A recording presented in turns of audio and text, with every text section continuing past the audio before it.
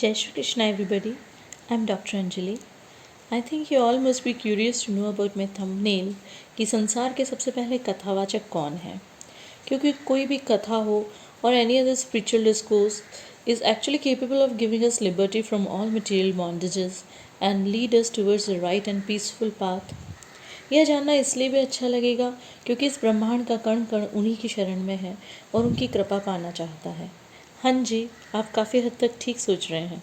वो कोई और नहीं, देवों के देव महादेव हैं, कालों के काल महाकाल हैं। वैसे उनका नाम सुनते ही आध्यात्मिक शांति सी महसूस होती है। जी हाँ, सबसे पहली कथा भगवान शिव ने ही उनके श्रीमुख से शक्ति को सुनाई।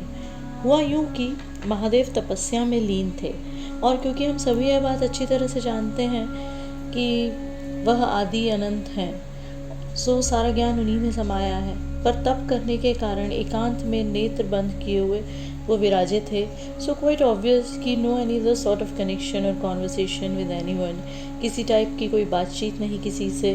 सो सारा ज्ञान भी बाहर कैसे आता, जो कि मनुष्य जाति के कल्याण के लिए पता चलना भी बेहद आवश्यक था। शिव जी के अंदर समाये इस ज्ञान को जानने समझने की चिंता में सभी देवताओं ने देवी की आराधना की और फिर उनसे निवेदन करा कि शिव जी से विवाह कीजिए और उनसे ज्ञान प्राप्त कीजिए।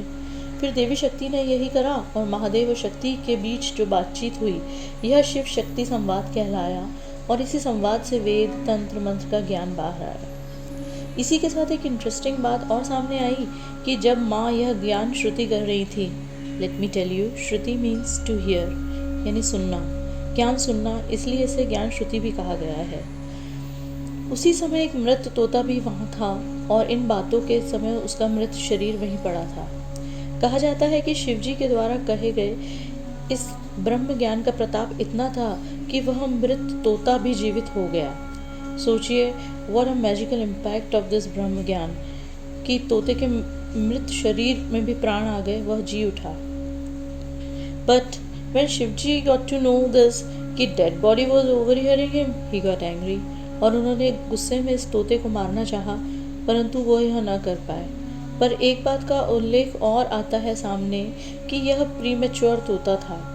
किसी कथा में कहा गया है कि यह मृत तोते का शरीर था, कहीं यह बताया गया है कि यह प्रीमेच्योर तोता था।